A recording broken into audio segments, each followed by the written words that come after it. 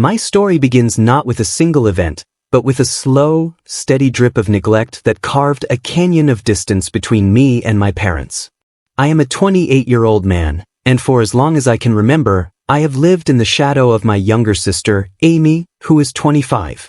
Our family dynamic was not just one of casual preference. It was a deeply ingrained system of favoritism, orchestrated primarily by our father, where Amy was the undisputed golden child and I was an afterthought.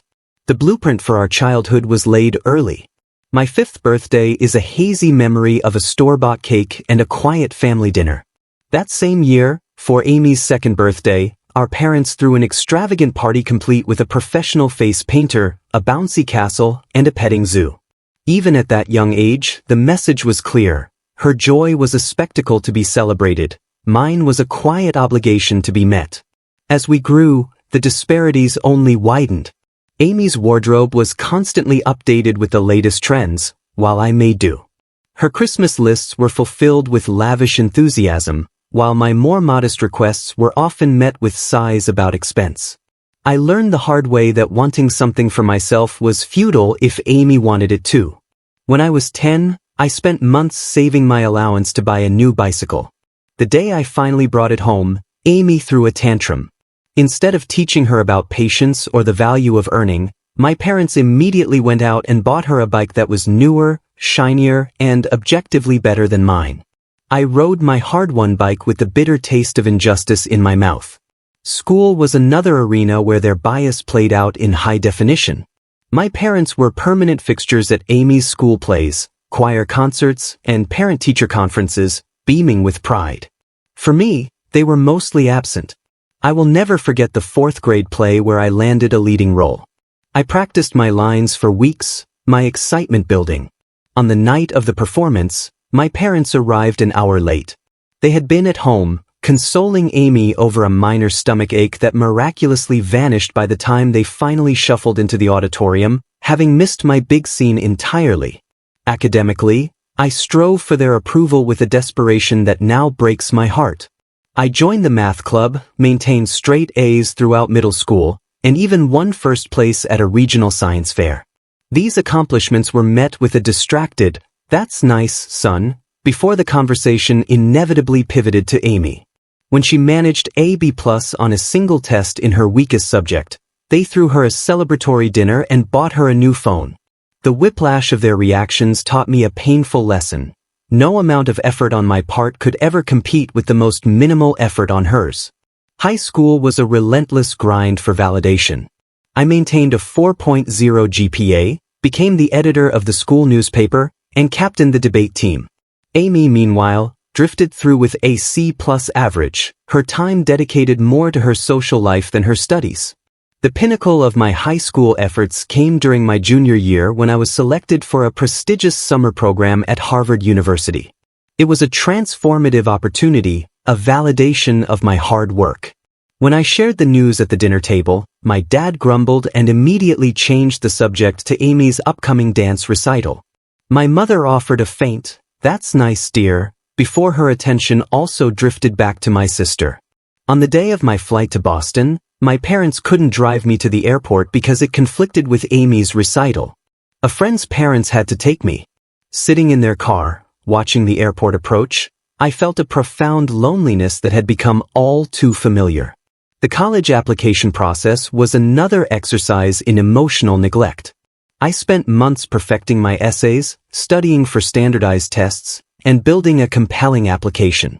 My work paid off. I was accepted to several elite colleges and offered a significant scholarship to my top choice.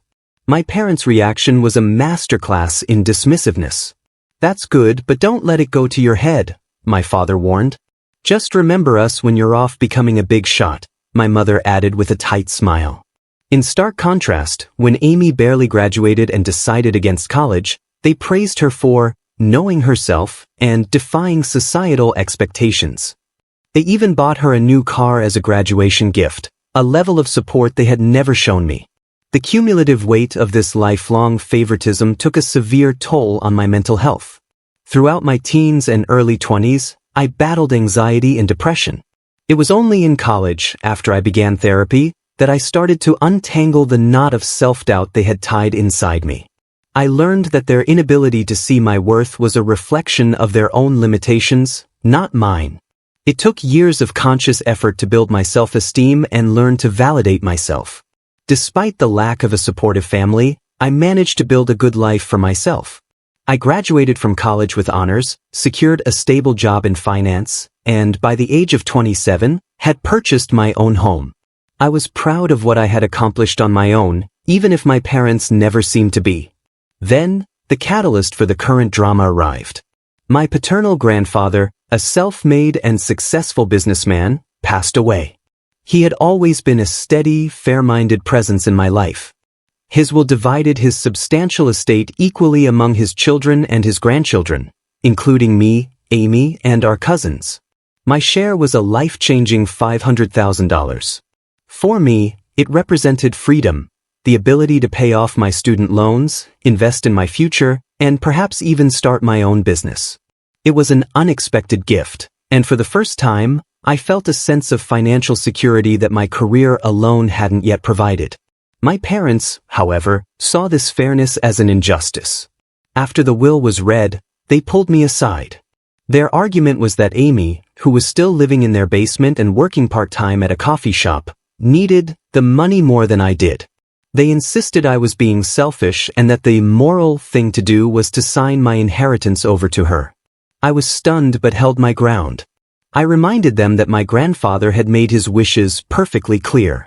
This quickly escalated into a full-blown argument, with my parents resorting to guilt-tripping and dredging up every minor instance of support they had ever provided me, paying for necessary braces, buying school supplies, as if providing the bare minimum was a monumental act of charity they were now collecting on. They conveniently ignored the car they'd bought for Amy, her constant shopping sprees, and the fact that they were still fully supporting her at 25. The situation took a devastating turn. My father, who was named as one of the executors of the will, decided to take matters into his own hands.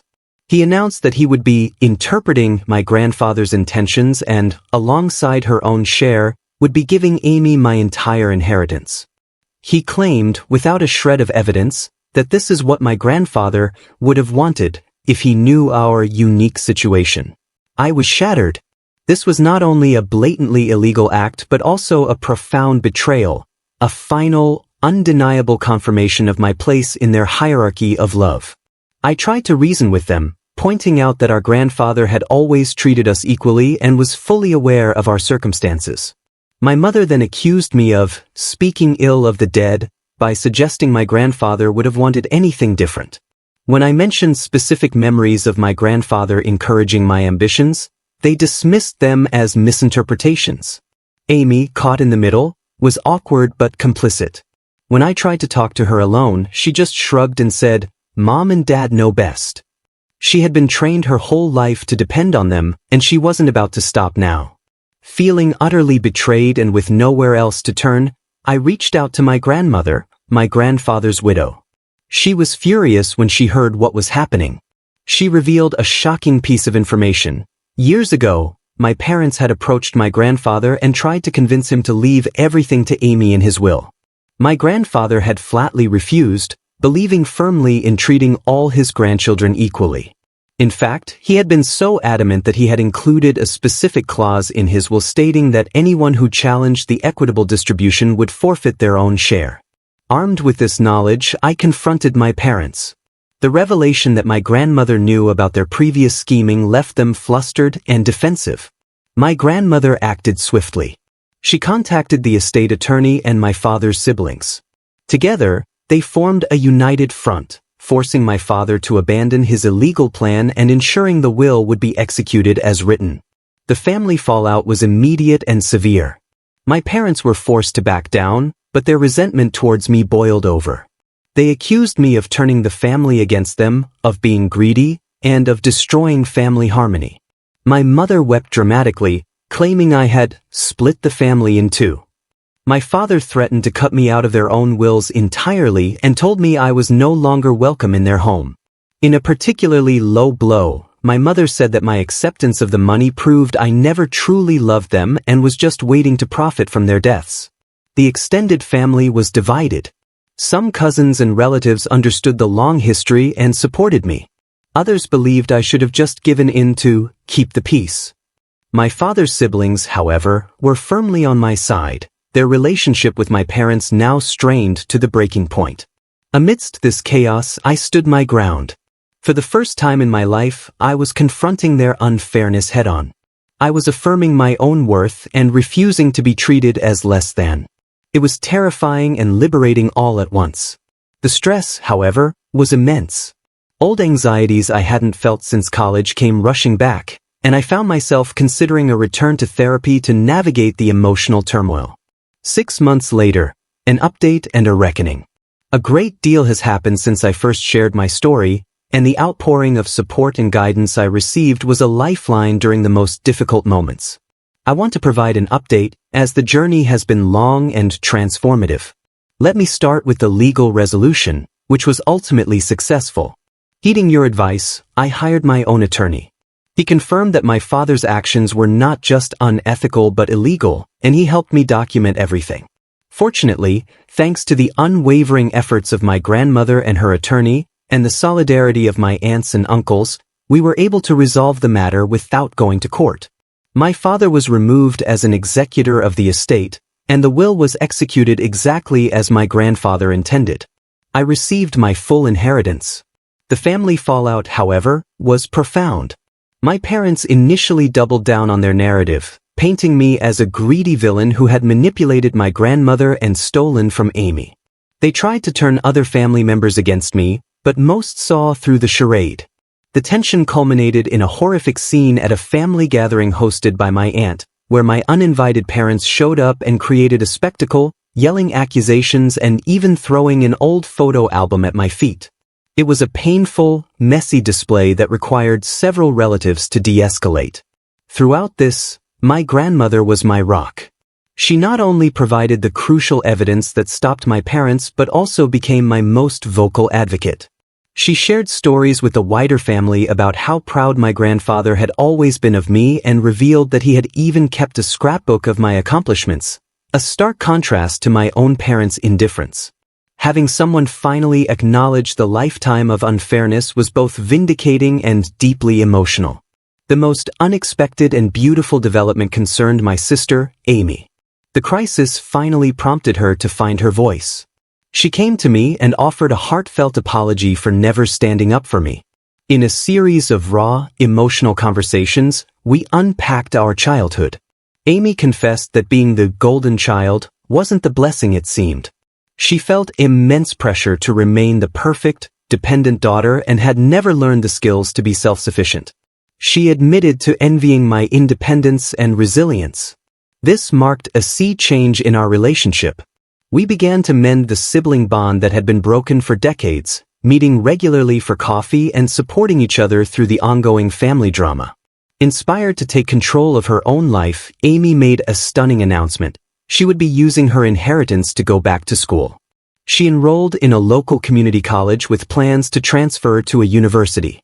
Our parents were aghast. Their coddling had ultimately crippled her, and now she was breaking free. Their attempts to guilt her into quitting failed. My parents' responses to all this have been divergent. My mother, after many difficult conversations with my grandmother and seeing Amy's transformation, has begun to tentatively acknowledge the damage their favoritism caused. She has started therapy and has reached out to me to apologize, asking for a chance to rebuild. It's a slow, fragile process, and I am cautiously hopeful but maintaining strong boundaries. Tragically, my father has refused to reflect or take responsibility. He remains entrenched in his victim narrative, furious that his authority was challenged. He is cold and distant towards both Amy and me, having tried and failed to control us with threats and ultimatums. It is painful to watch him choose his pride over both of his children, but we are standing firm. In the wake of the drama, I have forged stronger bonds with my extended family, my aunts, uncles, and supportive cousins. We now have a monthly cousins' dinner, a sanctuary free from the toxicity of the older generation. As for me, I have used my inheritance wisely. I am debt-free, have a diverse investment portfolio, and am exploring the possibility of starting my own business focused on financial literacy and mental health resources. The most significant use of the money, however, has been investing in therapy for both myself and Amy, helping us heal and learn to set healthy boundaries. This entire ordeal, while brutally painful, has brought surprising positive changes. It has clarified my own purpose, leading me to consider a career shift into family therapy to help others navigating similar dysfunctional dynamics. My relationship with Amy is now a source of joy and strength.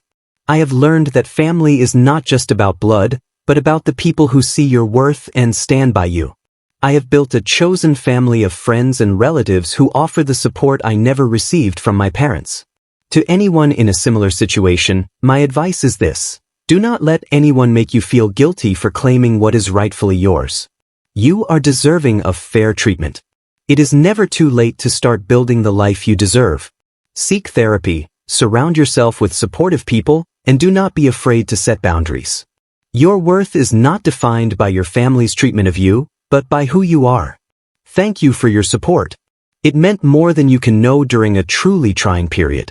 The road has not been easy, but for the first time in years, I am excited about the future.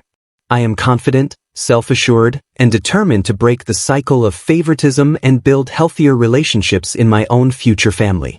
I am finally stepping out of the shadows and into the light of my own life.